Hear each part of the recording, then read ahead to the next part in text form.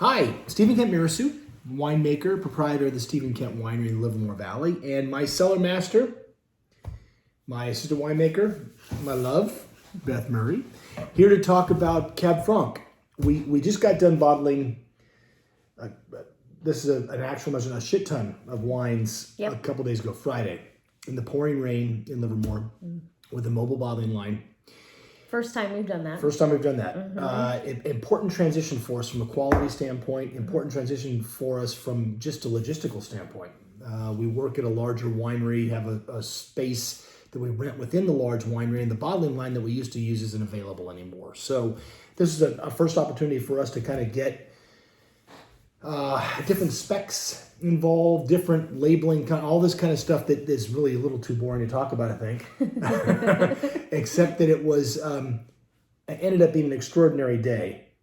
Long ass day. Very long day. We were at the winery at about 20 minutes after 2 to let the bottling line truck in and let him get hooked up and sanitized. 2 a.m., by the way. 2 a.m.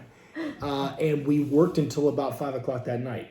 Yeah, a little after. Something like that, right? Yep. So it was a great education for us. It was a way for us, I think, to have a better handle on quality, a better handle on just knowing ins and outs of things to think about when we're bottling in terms of packaging, bottle choices, label choices, all that kind of stuff. Yep. More importantly than that, though, and I think what hopefully will be interesting to you is we bottled 8 wines, 3 of which were Cab Franc. We bottled 1,250 cases approximately, and of that number, there were 700 or 800 cases of it that were Cab Franc. So the majority of what we were doing that day was Cab Franc related. The mission for the Stephen Kent Winery is to be the preeminent producer of Cab Franc in the U.S. That's our goal. We have an unhealthy relationship with Cab Franc. That's a matter of opinion. In the best possible way. It's one of those amazing varieties that we've written a lot about and talked about on my Wine Saves Lives Substack and the like, and on other videos on YouTube. And we'll talk a lot more about Cab Franc as we go down our path. But we wanted to talk about the 3 wines that we bottled on Friday. One that we'll get to last, I think. Okay. Should we finish with the white or start with the white? I think finish with it. Okay, I think you're right. We'll talk about that weird-ass, freaking amazing, delicious wine at the end. But what do you have in your glass right now? So I have in my glass right now what was cool is we did 3 different vintages of Cab Franc as well. So, True. 3 different Cab Francs, 3 different vintages, and 3 very different styles of Cab Franc.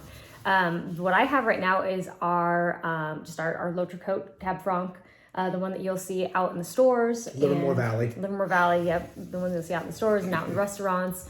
And we make this wine specifically to kind of emulate what the Loire style of Cab Franc would be, but done in California.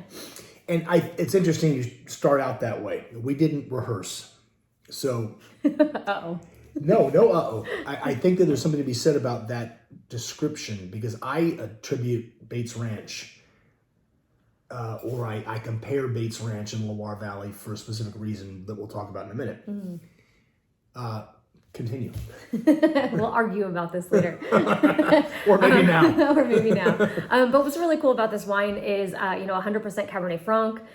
Comes from the Livermore Valley, and we think the Livermore Valley is just, the most beautiful, wonderful place in the United States, at least for Cabernet Franc, if not in the world, and we look to Loire a lot for inspiration, but this has been a very, very exciting wine to blend. Came from a lot of different types of, wood and stainless steel and things like that. And it's very food friendly. We tested it out today, and it is, in fact, very food friendly. Beautiful lunch that Beth made today.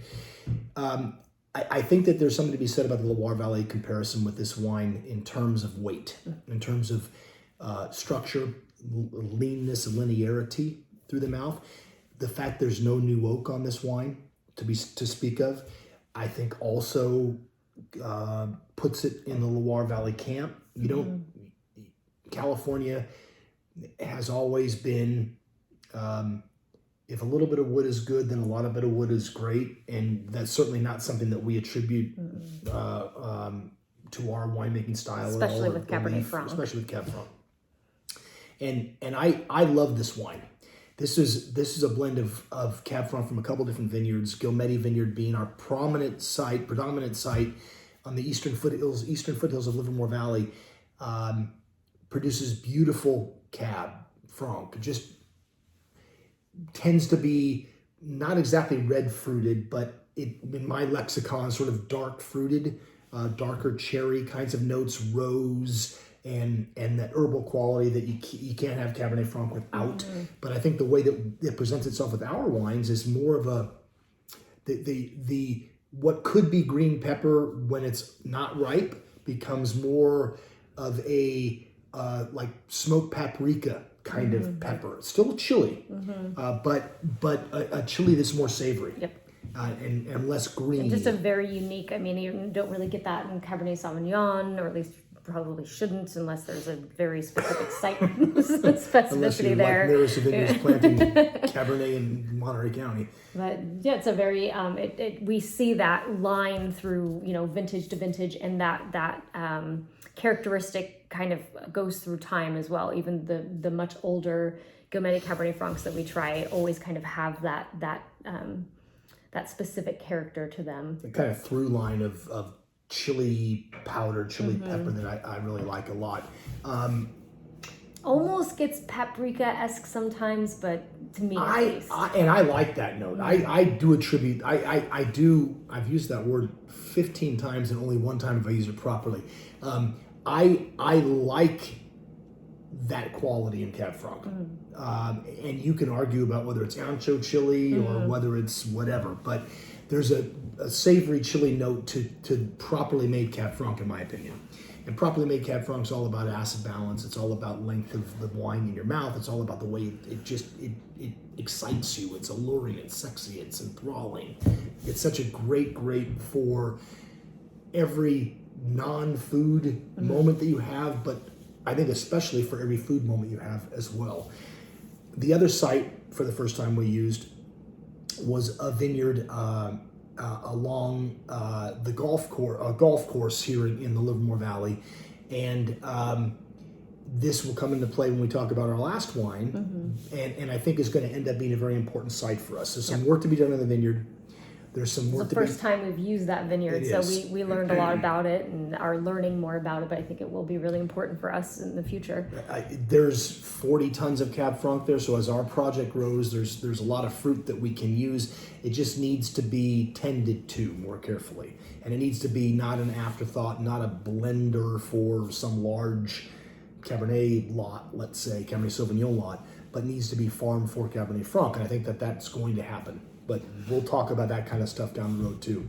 A lot of exciting developments about Cab Franc in Livermore, generally speaking. Yep. So this wine it shows a leanness to it too, a deliciousness, a savoriness that's just beautiful. And just a beautiful pace. Acidity is right there. It's mouth-watering. It's beautiful fruit to it. I get a lot of beautiful kind of tart cherry, which you expect from Cab Franc, but there's also some really wonderful kind of underlying blackberry kind of not quite blueberry, but getting there. It's just a very complex set of fruit that I love about this wine. I agree, and there's a really pretty powdery texture on the finish, of tannin that exhibits a powderiness and not a hardness that you'd get from Cab, or which appropriate for Cabernet Sauvignon.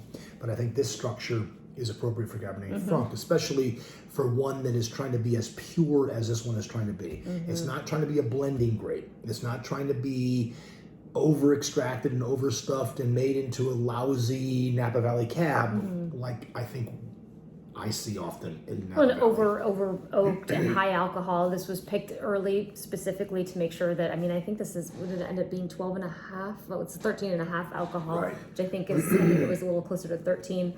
But picked in that specific style, no new wood whatsoever, and that's what we believe Cabernet Franc should have. If you pick it really ripe and then water it back and then put a bunch of new oak on it, it's just like Cabernet Sauvignon Light, which is silly because the grape is so beautiful on its Totally own. agree. So we made about 640 cases of this wine this year, Which is a lot for us. two and a Oh my half times gosh. the last Just year's vintage, crazy. which is, we're betting a lot, betting a lot on our ability to sell, which has always perhaps been the question. I think that we make good wine and great wine a lot of times. Selling it has always been a challenge, but I think that we believe so much in it that we're excited about where it's going to head. And just so you get a chance to take a look at the new packaging. So L'Autre 2021 Cab Franc from the Livermore Valley. This will cost about $30, anywhere from $30 to $35 in stores and restaurants. You can find it in the Bay Area. You'll be able to find it in a lot of the Safeway stores. You'll be able to find it in a lot of the great restaurants in the Tri-Valley. Really and all cool over for there. us too. The Safeway thing has been a new thing, and it's just Right. kind of spread like wildfire along Right. this area, and then starting to be in Southern California as well, which is really exciting for us to go to Safeway and see it on the shelves and see it almost gone on the shelves, and to say, hey, it's gone, we need more. Like that's a very, very cool thing. Indeed, and a lot of great it's a restaurants. unique thing on the store. This is the only one I see, and that's a good thing and a bad thing. Yes. It's mostly a good thing because our goal again is to be the preeminent producer of the variety in California or in the U.S., and that means that one of them has got to be at the top, right? And if you only have one, then people don't think about Cab Franc. So we're excited to explore how we can help build the visibility of the grape, just as a general branding exercise, as it were. The movement of it into Exactly. the spotlight.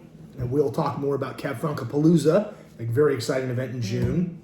Talk about restaurants. I interrupted you. Oh no, just that because Cab Franc is such a great food wine, I think its natural home is in restaurants. Its natural home is with food, and there are a lot of great restaurants in now kind of in the Tri-Valley, Livermore, Pleasanton, that have been pouring the wine by the glass. Great friends of ours at Posada and Uncle Yu's and Range Life and Strizzi's and Sabio and Pleasanton, and this list is growing, and we thank our food partners so much for being willing to put what's not an obscure variety, but Livermore Valley, something different. You don't need another cab necessarily. Or Chardonnay or something that you see often. Exactly. Our second red is takes us away from Livermore Valley for the first time. Yeah, for the first time for first Cabernet time. Franc for us, which is very cool. 2020 vintage. Looks like that. So kind of our traditional first package. This is the Bates Ranch Santa Cruz Mountain Cab Franc from 2020.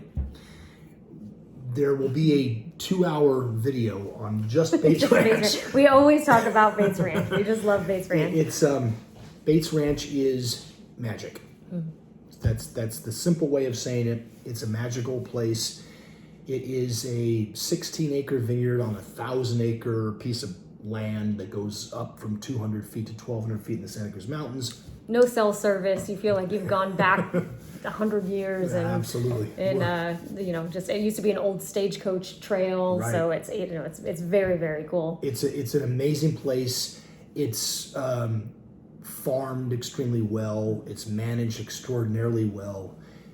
Prudy Fox really is sort of the best viticultural consultant in the Santa Cruz Mountains. She turned us onto this site. She's a close friend of ours, and extraordinary at what she does. And we're incredibly thankful. We can't wait to share this wine with her. She's had it, out of little squares and half bottles and the like. But excited to share this wine with her. And this is so.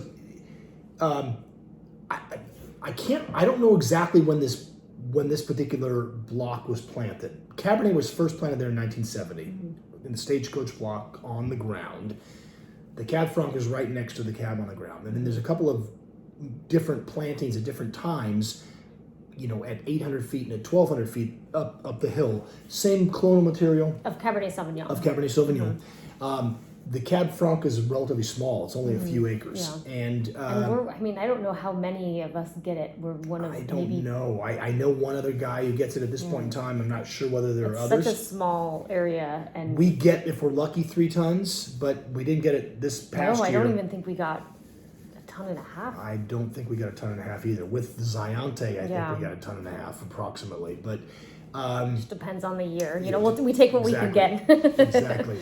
What was interesting to me, and this is going back to the Loire Valley discussion, I'd always thought about Guillemette Vineyard, specifically in Livermore, as Loire Valley-esque, and I believe that it is, and talked about it as well. I think it is more in terms of structure, that it reminds me of Loire Valley. We were drinking Chinon at some point a couple of months ago, and then we were in the cellar tasting Bates Ranch from barrel, and I said, holy shit, boom, there's that light bulb moment of, so here's where I think Loire Valley and California meet on some kind of recognizable footing, not equal, because it does. You know, both of these wines are different. Well, and they're going to be of the place that they are from. No, you know, there's no never going to question. be a California wine that's going to taste exactly like Loire. No question. You're silly if you're trying to do only that. I agree. I would argue, however, that over time, as this wine gets some bottle age, that it's going to more closely resemble Loire than it will Livermore. I agree with that. And I think that for me, and for me only, there's an earthiness expressed by kind of like the raw beets, you know, the kind of root vegetable, Almost like radish, like dirty radish type turnip, of like, not, you know, the little pepper, little heat there in a way.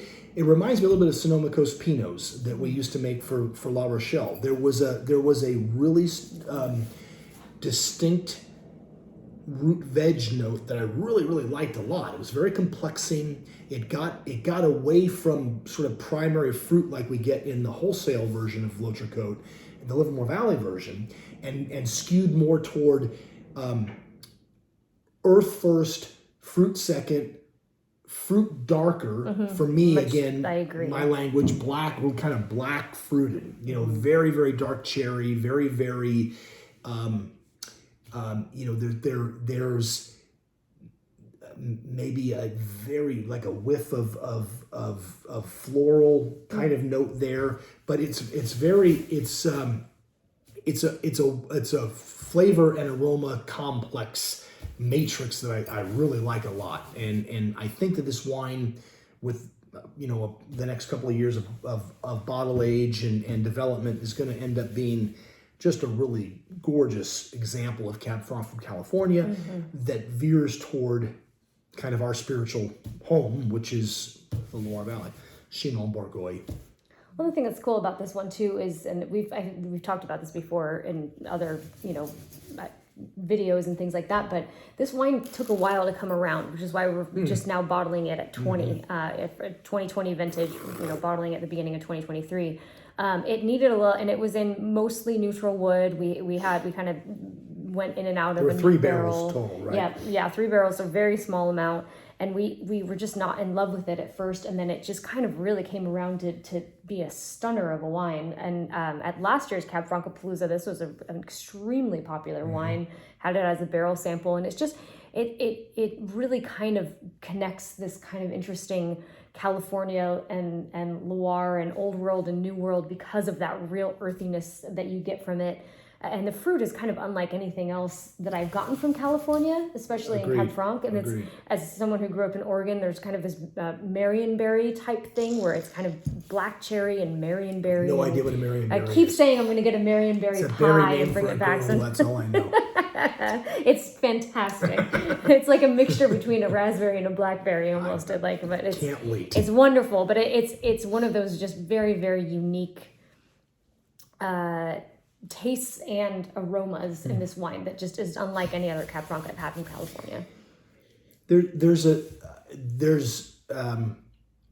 substantialness to this wine, belied by, I think it's 14.5 in alcohol, so it's typical kind of California in terms of weight and alcohol. But there's a real core of structure there that I think is a little shy at the moment. We're tasting these wines off the bottling line from a couple days ago, so they're a little rough right now. But I love the acidity of this wine is there. Yep. But in comparison to the Livermore Valley version, there's maybe a seriousness to this wine that is greater than the Livermore one in a way. Not a criticism of Livermore by any stretch. It's I think that for me that again that earthiness kind of in my mind or on my palate triggers there's a seriousness here that's different than just with a more fruit-driven wine. Well, I think that the Livermore Burgundy versus California Pinot in a way.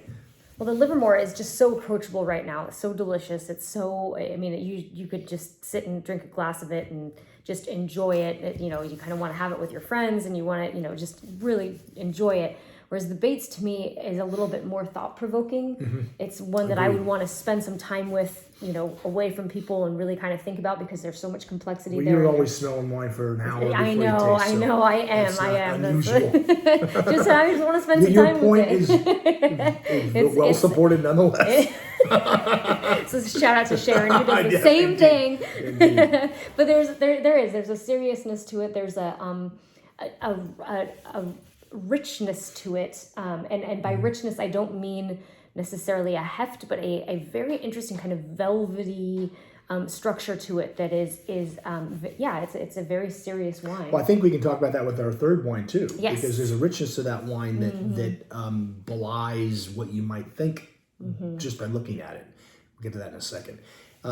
We ended up making, I think we ended up bottling between 50 and 55 cases or 60 cases, something like that of the Bates. 60 was the max we would have gotten. Right. And I think it was closer to 50. Something like that. Well, this wine will be, I think, officially released in September, although it is going to be definitely part of Cab Franc Palooza in June. And we'll have an opportunity to make sure that folks get a chance to try this wine when they are interested, not if, but when.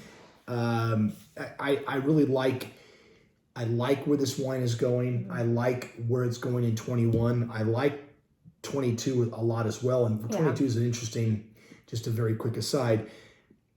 Our volumes were really low in 22.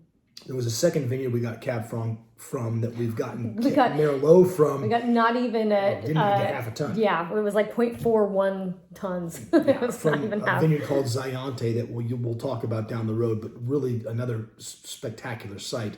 But between the two, we ended up making a Santa Cruz Mountains Cab Franc instead of two single vineyards. Which is mostly Bates Ranch, but that Correct. little bit of Zayante really is gorgeous in it. I think it makes it even better. I agree with you 100%. I'm very excited about that wine.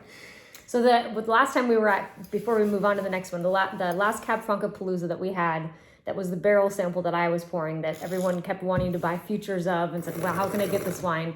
That's this wine, the Bates Ranch 2020. So how does this differ to you now versus the barrel? I think there's a little more complexity to it now, at least aromatically. That root vegetable thing is more prominent than it was back then to me. The fruit is exactly the same. I love the fruit on it. I think that it's stayed very consistent since then. I think the structure has stayed very consistent as well, but I think it's just kind of gaining in complexity. Do you agree? I do. I think that this wine is a little pacier now than it was out of the barrel, which isn't. I don't know. Well, that was a single barrel too that we would have taken from. So this is a mixture of the three.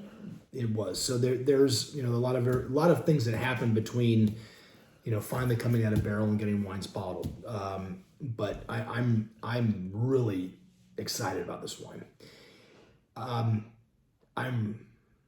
If I'm a 8 on that wine, a 9 on that wine, a 10 on I'm a Spinal Tap 12 on the next wine. Okay. Should I show it first? Go ahead. This is Chardonnay? Albarino? Older Sauvignon Blanc? Tell us what it is. It is Cabernet Franc. Son of a gun. How did that happen? Got no color, from no extraction. Friend of ours, Leah Jorgensen, at Leah Jorgensen Cellars in Oregon, made a Cab Franc Blanc, a white wine, basically a Blanc de Noir without the bubbles from Cabernet Franc. and we tasted. I think it was the 19 vintage we first Yep, had, it was right? the 19.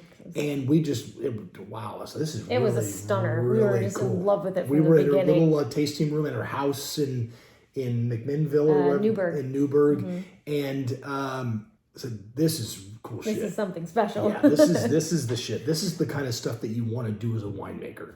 We do a lot of crazy stuff with the crush pad. You know, we make piquette, which will most of it doesn't get to you. most just of it keep goes it for down the ourselves drain because it's an because experiment. it's a hard one to make. But we make pet nat. We do a lot of different things because we are obsessed with making wine and making great wine, and we've got a minute here, a minute there during between press cycles and the like. So we said to ourselves, "Hey, we can do this. Let's find a site, or at we least can work let's with. try Let's it. try. Like it was such an inspiring wine that we said, let's try it. And that's part of the story for me. But go ahead and describe the process. So it's funny. People kind of around us who were around for harvest told us we were crazy, and they're probably right.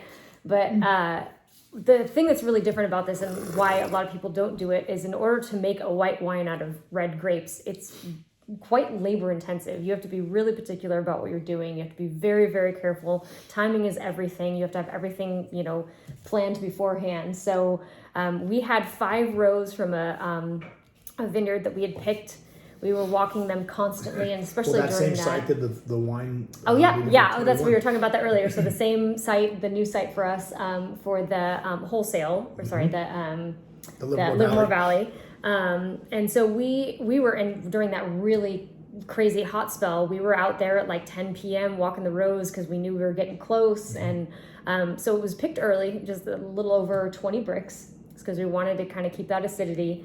It was picked around 5:30 in the morning, and at 5:45 in the morning it was in our press. So they picked it, they brought it right to the winery, we weighed it, and it went straight into the press. So that's a really important thing, because as the weight of the grapes kind of press down on the lower grapes, some of them are going to break, and that's where you're getting that color that's already getting into the juice. It's like you add a little bit of water, a couple of drops of water to a tea bag. You start diffusing color out of that. One of the reasons also for picking early is that you get less color development in the skins. Part of the maturation process of grapes is not only just sugar development to give you alcohol, but it's flavor development with all of the secondary metabolites and the like that are being created in the grapes themselves. But it's also the maturation of the skins. It's the development of anthocyanin, the coloring element that creates red wine, and it's the texture of the skins, tannin development, all that kind of stuff. So we wanted to try to create a situation for ourselves where we gave ourselves the maximum amount of leeway in the press to not get color. And so we pick early for that reason with a wine like this. We also wanted to make sure we did not make a rosé. We were not making a Van Gris. We were not making a rosé. At least that wasn't the idea. That was the goal We anyway. didn't know how it was going to turn out. Exactly. That wasn't The the goal. idea. We have a picture. I had a picture in my mind. I'm sure you did too, of what we want this wine. If the wine were perfect, it would look and taste and smell like and feel like this. It would look like it had zero pink. It was a white wine, and we got there. Not only because we picked early, picked at the right time, we pressed gently and quickly. We got it into a cold fermenter. Well, and the press, you're kind of going over one of the main parts of it is that he stands by the press the whole time and manually does every little, it's not one of those you press a button and it does it. It's you are changing the little lever for the press, for the pressure, and kind of looking at it as it's coming. It's a very visual, all of your senses. It's visual. You're smelling it. You're seeing it. You're you're tasting it. And so as soon as he really started to see color, that's when we went, okay, stop, and then pumped what we had into a stainless steel tank, and okay, now you can continue, because it's not an easy thing. You have to be babysitting it the whole time. I was the blind pig that found the acorn this first time. And so we fermented at a low temperature. Normal fermentation for white wines for us or for rosés would be somewhere in low 60s, let's say, high 50s. We were at 49 degrees más o menos for Which is scary for us because when it's it's 3.5 weeks and it's still fermenting and it's getting towards the end and you start everything else you're starting to get reds in now and we're still dealing with that, and so it's a little bit scary, but we had faith that every time we check the tank that it got less and less dark. Yep. Right? Again, the color the color molecules sort of fall out through the solution to the bottom of the tank, and after about 3.5 weeks, like you say, normal fermentation for us would be 7 days for reds, and for whites it's maybe 14 days. But we're talking about a month basically to get this wine dry, and we didn't want to have to add charcoal. We didn't want to have to add other amendments that draw color out. We wanted to try to do it as naturally as we possibly could, possible. And we were able to do it. And so patience, of which I have practically zero, paid off this time, and we got from a color standpoint 0, which is exactly what we were looking for. And it was really cool. And we were waiting, and as soon as we knew that it was dry, we racked it and did a really, really clean rack. And it was, we had someone in the lab who kind of filtered it and spun it down for us so we could see what the color really would be, and we were all jumping around because it was really actually a white wine, and so that was exciting. Look at that, it's freaking amazing. This is a white wine. This could be a Rhone white in terms of color. It doesn't look like older Chardonnay to me. It's more, slightly more green than that. It's not the green of Sauvignon Blanc. But so first goal, white. We nailed that. And we were a little, I think I was anyway, you may have been more sure about things. I didn't know exactly what to expect from a aromatic and flavor standpoint. No, and I was hoping for kind of what we had tasted at Leah's, and because the thing that I remember about that wine, and it is definitely in this wine, is that it's so unlike any other white wine I've ever had. And I love, we've been kind of, now that this is bottled, we've been kind of bringing it around and blinding people on it. And we get every gamut of possible, Albarino or Sauvignon Blanc or Marsanne, like there's everybody thinks it's something different. And that's really cool to me because it is different, and it shouldn't taste like anything else. Right. It's just its own thing that doesn't fit in any box. It's just a very unique white wine. Totally agreed. There are certain things that remind me of certain things, but veer in a way that ultimately, no, it's not that.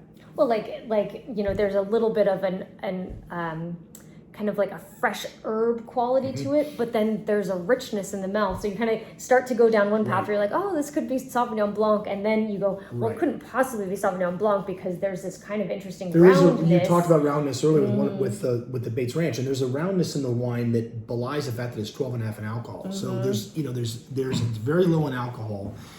I've gotten over the course of the last few days, tarragon, fennel, fresh fennel, just very, very subtle licorice notes.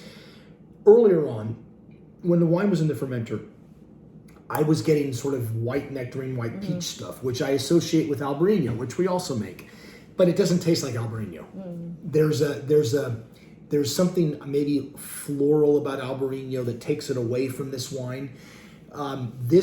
This one could ask the question legitimately, well, why the hell would you do this? What purpose does it serve? And people were asking us that. Why are you doing this? And that's a legitimate question with respect to how do you sell it?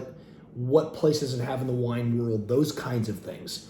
I think that one of the answers is we should always be trying something different. We should always be trying to hone our skills, always trying to be providing something that's really interesting and delicious and thought-provoking to our customers. With purpose, because everything we do, other than the little things we do on the crush pad just for ourselves, and with wine, you're thinking several years ahead.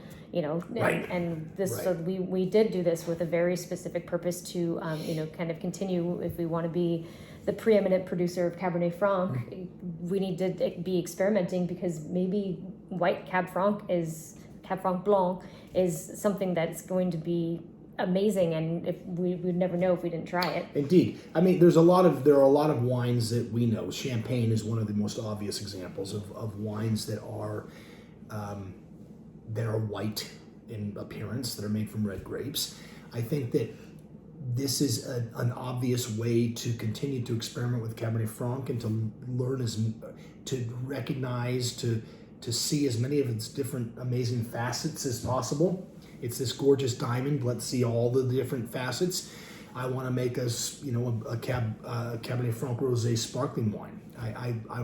We certainly are going to make more of this wine next year, assuming that people like it as much as we do. Yes.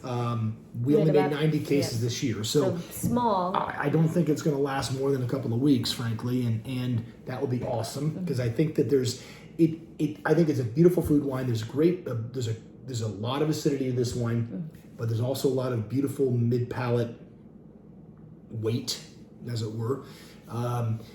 That is also really interesting. Great food wine, also, and I think a wine this is really a wine for people who love wine. This is a wine for winemakers who love to make fucking wine, because that's what we do, right? And who will never stop learning. That's kind of the thing about us too, is that we do things like this because it's never, we always want to find, what can we do that's better? What can we find that, what can we do that will make this even better? What can we do with this grape that we love so much that, hasn't been done a lot, that maybe is going to be something really special for people? And I think it's interesting because I keep thinking about how much I'm going to want this in the summertime, and I don't think it's going to last until the summertime, which is kind of a shame. It will next year maybe. Yes. Winemaking is an aesthetic experience. There's technical stuff. It's not rocket science. There's a lot of it is just about how one approaches trying to make things that are beautiful, and how one tries to make things, or two or three. We're 2/3 of our winemaking team. Aiden couldn't join us today. But how we make things that are going to connect with people emotionally. That's what great wine is about how it connects with you emotionally. And this is one of those wines, I think, that does it in a way that this is not a Premier, this is not a Grand Cru Chardonnay white Burgundy. This is not that serious a wine, but it is effing delicious. And it is it's an example of what passionate wine people can do with something that is unexpected and that gives surprise and wow and holy cow, this is delicious, and who knew that you could do this kind of that's all part of winemaking too. It's all part of living a life that is about emotional connection and about making things that are beautiful. And so for me, this is the most exciting wine that we made this year. I think 2022 for me. And we have some other just amazingly stunning, but as far as just cool things that coolness and wowness and that we're excited about, and proud about. So this bottle will be empty here in shortly. Not long. Any final thoughts on Cab Franc for the moment? No. I think you should drink Cab Franc. Yes. And you should drink something delicious every day. That life is way too short. Cab Franc can age, but it's really a wine that's meant to be drunk, I think, in the 3 to 7 year kind of period. There's never a bad day to drink a great bottle of wine. Well, I think that's one of the things that's cool about what we've been doing as well, especially with L'Autre Côte, is making it so that, you want something that's really, really special for an anniversary or something. We have a wine for that, the Bates Ranch or the right. L'Autre Côte, our Right Bank blend that we're working on, and it gets released every March. So then we also have this, fun white that is brand new, that's very exciting. And then we also have, our L'Autre Côte Livermore, which is, we want to be able to give you something for every day of the week. Indeed. So that we spread the word on Cab Franc and spread the love on Cab Franc. Absolutely. A couple of years, you'll get a sparkling from us as well, from Cab Franc. I think that's enough, right? We bored people, I think, maybe? We've probably bored 40 you to minutes into things. It's long. That's not long necessarily for us, but for you. If you made it to the end, bless you. Yes. Drink something delicious. Treat yourself well. Treat your loved ones well. And have a great new year. Thanks for joining us. Cheers. Oh, I'm sorry. This Cheers. is the most important part. It is the most important part. I'm going to turn the camera off now.